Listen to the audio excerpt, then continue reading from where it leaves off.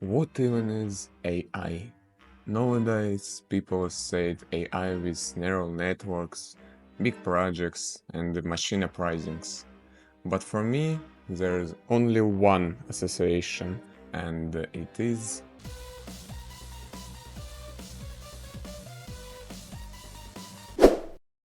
we made our first version of AI using behavior tree. In short, a behavior tree is like a pre-written script. First, check the door, then open it, then enter. Everything is step by step, like following instructions. It was probably the simplest and fastest way for us at the time. So, let's begin. Our first AI, as you can see, it's a bit dumb. First off, they move together, sticking to each other like one big happy family. Also, as you may notice, they don't use their brains to their full potential. They chase the player and desperately try to hit him. But if the player just rolls away, it's all over. And of course, they can only overwhelm the player in a crowd.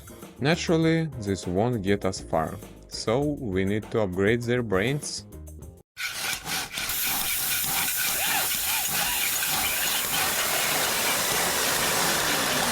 And voila!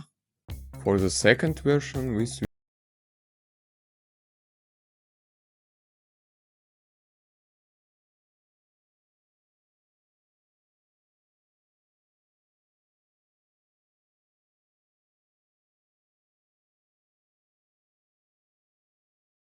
second version is ready. Time to test it. It should be much better than the previous one. After all, we worked so hard on it.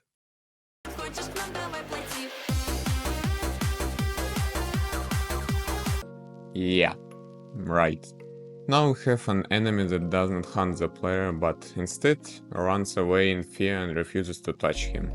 You can see how the skeleton's AI tells it to stand its ground and try to survive, but unfortunately that does not happening.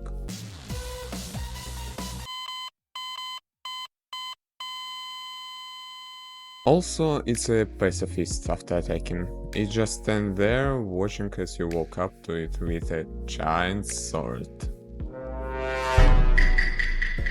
Still, it's better than the first version, because now the mobs can kind of think. For example, here you can see some enemies attacking, some closing in on the player, and some refusing to engage. But this isn't the limiter for an upgrade.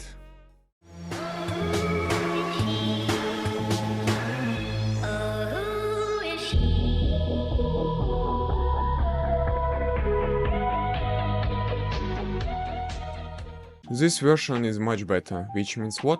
That's right, the AI has evolved. Who's that Pokemon? It's Pikachu! It's Clefairy! We added a combat manager that prevents monsters from attacking the player all at once. Now monsters that want to attack have to ask for permissions and, if denied, get in a queue. This was done to prevent them from just gigging up on the player.